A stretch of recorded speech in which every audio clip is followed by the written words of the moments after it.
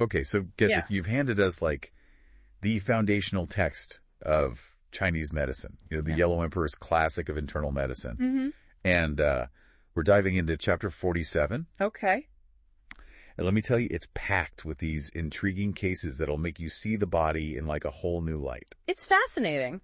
It is fascinating. How the Yellow Emperor and his physician Shibo approach health and illness. Right. They're not just focused on what's wrong, they're looking for like the root of the problem. The root, the why. Exactly. And that's where the concept of qi comes in. Yes. This vital force, this energy that runs through the body. It's all about the flow. Yes. So picture this, we're sitting on a conversation. Okay. Between the legendary Yellow Emperor and his brilliant physician Shibo. Right. They're dissecting these puzzling cases, and their insights are just incredible. Yeah. Take, for example, the case of pregnant women losing their voice in the 9th month. Oh, yeah, that's a good one. Right. You might think, is it a curse? Right. It's just a weird pregnancy thing. Wait, some strange pregnancy side effect? Exactly. But Shibo says, no, it's all about blocked energy pathways. Okay. Specifically the Shaoyin channel. The Shaoyin channel now. Yes. For those who might not be familiar. Right. What is that? The Shaoyin channel is like a major energy highway in Chinese medicine. Okay. It connects different organs and affects their function. So it's a very important channel. Very important, yes. And in this case, the Shaoyin channel links the uterus, the kidneys, and even the tongue. The tongue, wow. It's fascinating how they saw these seemingly unrelated parts of the body as interconnected. Wow. Yeah. So a blockage in this channel, because of all the changes during pregnancy, could actually lead to loss of voice. That's what Shibo suggests. Wow. And he says that. And here's where it gets even more interesting. Okay. He advocates for a hands-off approach. What? Believing that the body will naturally restore balance in the 10th month. Really? No invasive procedure. He's like, let it be. Just a deep trust in the body's innate ability to heal itself. So different from how we think about things now. It really makes you think. It really does. About how we approach medicine today. Totally. They're just like, this is natural. Yeah. The body knows what it's doing. It's a self-regulating system that just needs the right support to find its way back to balance. But pregnancy aside, they also discuss some other pretty peculiar conditions. Oh, yeah. There's this thing called resting mass. Resting mass. Why is that? Imagine this, you have this persistent feeling of fullness and pressure below your ribs. Below the ribs. It's not a tumor or anything like that, but it's this stagnant energy of this rebellious qi. Rebellious qi. That just sits there causing discomfort. Ugh, and it can last for years. It can last for years, yes. Oh, that sounds awful. It's not a pleasant experience. No. And once again, Shibo surprises us. Instead of like aggressive treatments, he recommends gentle exercise and herbal remedies to guide the qi back into balance. Okay, so instead of attacking the problem directly, they're focused on restoring the body's natural flow of energy. They saw illness as a disruption of that flow. Interesting. And the goal was to gently nudge it back in the right direction. Okay, that's a really different way of thinking about it. Okay, what about Hidden Ridge? Hidden Ridge. That one sounded kind of scary. It involves swollen limbs. With pain circling the navel. Oh my God. It does sound intense. Yeah. But Shibo attributes this to wind. Wind? Yes. As in like a draft? Not exactly. Okay. It's more like an internal wind. Oh, an internal wind. A disruption of qi that creates this feeling of pressure and discomfort. I see. Yeah. Okay, that makes a little more sense. So what did he recommend for Hidden Ridge? More gentle exercise. More gentle exercise. Actually, in this case, he advised against poking and prodding. Really? He believed that interfering could actually make things worse. Oh, no. Potentially even triggering urinary problems. Oh, wow. It's a fascinating reminder of the interconnectedness of different systems in the body. So sometimes doing nothing is the best approach. It's about understanding when to intervene and when to step back and allow the body to do its thing. Do its thing. I like that. Yeah. So then the Yellow Emperor brings up headaches. Oh, yeah. And specifically Reversal cold. Reversal cold is fascinating. Imagine extreme cold. Okay. Penetrating deep into the body. All the way to the bone marrow. To the bone marrow, wow. And since Chinese medicine views the brain as governing the marrow, this cold disrupts its function, causing those piercing headaches, even toothaches. Oh, so that's what causes that kind of headache. It's one explanation. Okay, interesting. Yeah. But so is that a matter of just avoiding the cold? It's certainly part of it. Okay. But remember, it's not just about external cold. It's also about internal imbalances. I see. That can create a susceptibility to this reversal cold. Okay, so it's like your internal environment is making you susceptible. And those imbalances can be influenced by a variety of factors. Like what? Including diet stress emotions. Okay, so it's not just about bundling up. It's about addressing the root cause of that internal cold. It's about understanding the interconnectedness of everything. This is incredible. So far, we've got blocked energy pathways. Right. Rebellious qi. Yes. Internal wind. It's like a medical thriller unfolding in ancient China. I love it. But you know what else is fascinating? What's that? This chapter also delves into how our senses, specifically taste, can be indicators of deeper imbalances. Interesting. So, for example, the text links a sweet taste to spleen damp. Spleen damp. What is that? So if you constantly crave sweets and feel sluggish, it might indicate your spleen is struggling. My spleen. Yeah. Traditional Chinese medicine views the spleen as vital for digestion and fluid balance. Okay. And this dampness can lead to fatigue, bloating, and that constant craving for sweets. So all that indulging in rich foods, that sweetness might be my spleen crying for help. It might be. Wow. Yeah, it's amazing how this ancient text connects taste to such deeper imbalances. And if you crave bitter flavors, that points to gall damp. Gall damp. And get this indecisiveness is linked to this condition. What? Really? Yeah. I never would have thought of that. Yeah, it's fascinating. So it's like our body is sending us coded messages. That is. Through our cravings. Exactly. Yeah. It's like our body is talking to us, trying to tell us what it needs to restore balance. This is blowing my mind. I know, it's pretty cool. Okay, so we've got spleen damp, gall damp. What other taste associations are there? Well, a sour taste, for instance, can indicate liver key stagnation. Liver key stagnation. Okay, I'm taking notes. Yeah. This is so insightful. It is. It really makes you want to pay more attention to like the subtle signals your body is sending you. It's about tuning in and listening to what your body is trying to tell you. Now get this. Imagine a patient comes in. Okay. They have frequent urination, which is like a classic sign of deficiency. Right. But at the same time, they have intense heat. Oh. A racing pulse. Okay. They're breathless. Wow.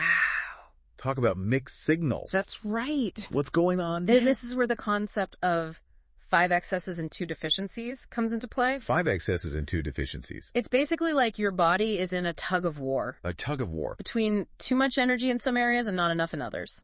So it's not always just excess or deficiency. Sometimes it's a combo. Exactly. This case really demonstrates the delicate interplay of energies in the body. It's complex. It is a very serious condition. Wow. So 5 excesses and 2 deficiencies. That's like your heating and cooling systems going haywire at the same time. It's a lot going on. And it sounds like a pretty dire situation. It was considered a very serious condition. Wow. And it wasn't the only complex case they discussed. There's more. Did you know that this ancient text even suggests that mental disorders could have origins in the womb? Really? Tell me more about that. Well, according to Chibo, if a pregnant mother experiences a sudden fright, it can disrupt the baby's energy, potentially leading to lifelong struggles. Wow, that's heavy. It is. So that means it's really important to create a calm and supportive environment. Absolutely. For expectant mothers. Yes, not just for their own sake, but for the sake of their unborn child. It's like our story starts even before we're born. Exactly. Wow. Okay, what about kidney wind? Kidney wind. That one sounded kind of familiar. It might resonate with anyone who's ever felt bloated. Yeah. Even if they haven't eaten much, it's characterized by swelling, poor appetite, and a tendency to startle easily. Okay. Yeah, I think I've experienced that before. It's common. So what causes that kidney wind?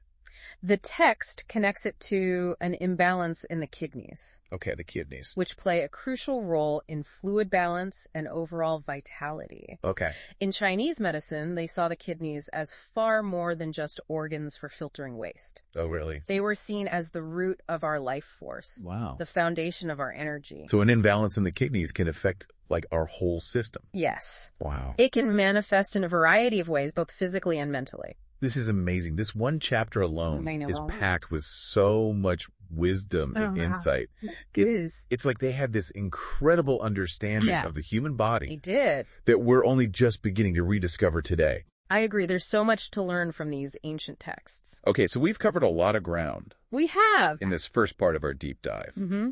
We've explored the concept of qi. Yes. We've encountered some pretty fascinating illnesses. We have. And we've even touched on the impact of prenatal experiences. It's a lot. But I have a feeling there's even more to uncover in this chapter. Oh, there's definitely more to come. Okay, well, I'm excited to keep exploring. Me too. We'll be back soon with more insights from the Yellow Emperor's Classic. Sounds good. One of the things that really stands out to me about this chapter is how much emphasis Qibo puts on observation. Oh, yeah, like it's not just about taking your temperature or checking your pulse. Exactly. He's constantly encouraging the Yellow Emperor to consider, like, the patient's overall presentation, you know? The whole picture. Their complexion, their energy levels, even their emotional state. It's like they're detectives. It is a bit like that. Piecing together all these clues to try to figure out what's really going on. And that's where the real art of Chinese medicine comes in. Oh, tell me more about that. It's about seeing the patterns, connecting the dots. Okay. Understanding how seemingly unrelated symptoms might actually be connected to a deeper imbalance. It's all about the connections. It is. It really is. Yeah. And that's what's so fascinating about this whole system of medicine. Mm-hmm. It's about treating the whole person. The whole person, exactly. Not just the disease. Exactly. It makes you wonder if we've lost something. I think so. In our modern approach. It's so easy to get caught up in treating the symptoms without addressing the root cause. Especially when we're talking about, like, chronic conditions. Absolutely. And speaking of root causes, we were talking earlier about how kidney wind can impact the whole system. Right. This chapter also touches on this really intriguing concept. What's that? The idea that certain illnesses can be traced back to the womb. Oh, yes. The case of the baby born with mental disorders due to the mother's fright during pregnancy.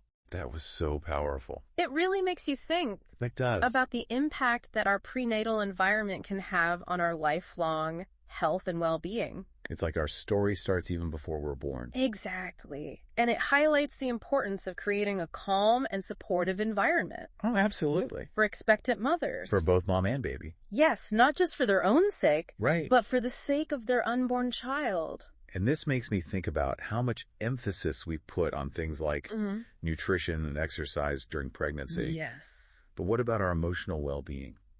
That's a really important point. What about the environment we create for ourselves and our children, even before they're born? It's not just about what we eat or how much we exercise. It's about our mental state. Absolutely. Our emotional state. Yes. The stress we carry. The connections we nurture. All of these things play a role in our overall health. This chapter has been like a crash course in holistic health. It really has. It's showing us how interconnected everything truly is. I think what's really powerful about this chapter is that it challenges us to think differently about health and illness. To look beyond the surface. Yes, look beyond the surface symptoms and consider the deeper energetic imbalances at play.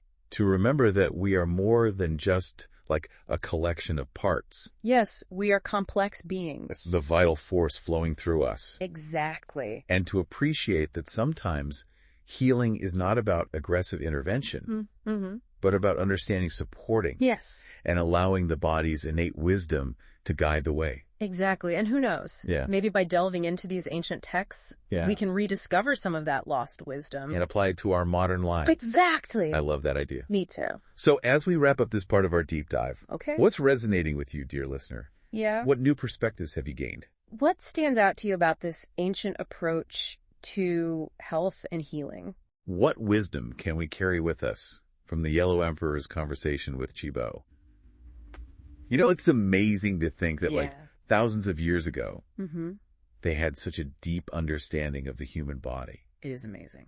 and its intricate workings. Yeah. And as we're wrapping up our deep dive into Chapter 47 of the Yellow Emperor's Classic one theme keeps coming back to me. What's that? This idea of interconnectedness. Oh, absolutely. Like how everything is connected. Throughout this whole chapter, Chibo has emphasized how different parts of the body, different organs, even our emotions, are all intricately linked. It's like that butterfly effect. It is like a delicate web where a tug in one area can create ripples throughout the entire system. Exactly. And take the case of Hidden Ridge, for example. Right. It'd be so easy to just focus on those swollen limbs and that pain around the navel. Yeah.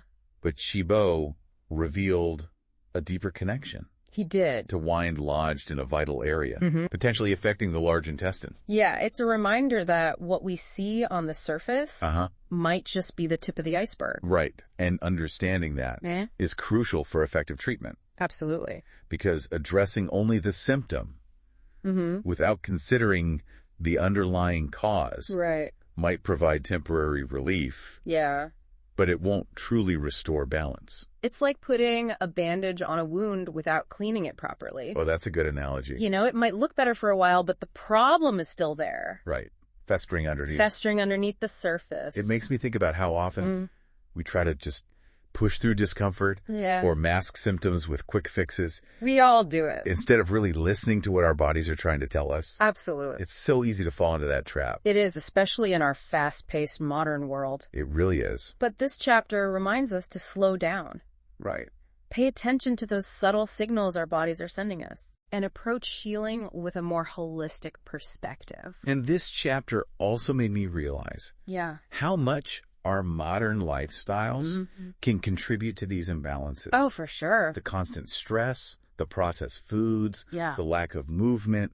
All of it. It all goes against the principles of balance and harmony. Absolutely. That Chibo emphasizes. It's true. We live in a world that often encourages us to push ourselves to the limit, to be constantly on, and to seek comfort in things that ultimately deplete our energy. And it's no wonder we're seeing a rise in chronic illnesses and a sense of dis-ease in so many people. Absolutely.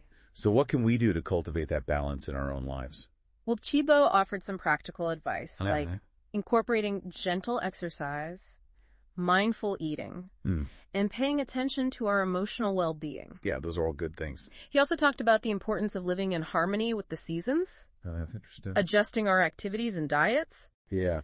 To align with the rhythms of nature. That's beautiful. It is. It's like remembering that we're not separate from nature. We're not separate. We're part of it. Exactly. And beyond those specific recommendations, I think the most important lesson is to simply become more aware. More aware. Aware of the subtle signals our bodies are constantly sending us. The aches, the pains, the cravings, the energy dips. The little whispers. Exactly. Those are all clues, whispers from our inner wisdom, guiding us toward balance. So it's about tuning in. Tuning in, yes. Listening to our body. Listening to our body. And responding with care and respect. Exactly. Not just trying to force things or ignore what we're feeling. That's a great way to put it. It's a journey of self-discovery, a path toward understanding our own unique energy patterns and learning how to nurture them. I like that. It's about reclaiming our innate wisdom. Yeah. And recognizing that true healing comes from within.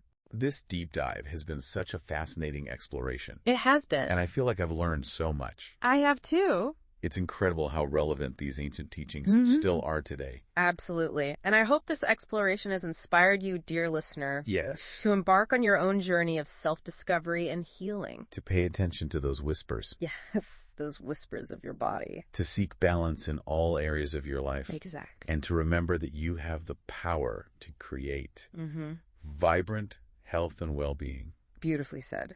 And on that note, we'll leave you with one final thought to ponder. Okay. What small step can you take today to nurture your own well-being and restore balance in your life? Love it. Until next time, stay curious, stay balanced, and keep exploring the mysteries of your own incredible body.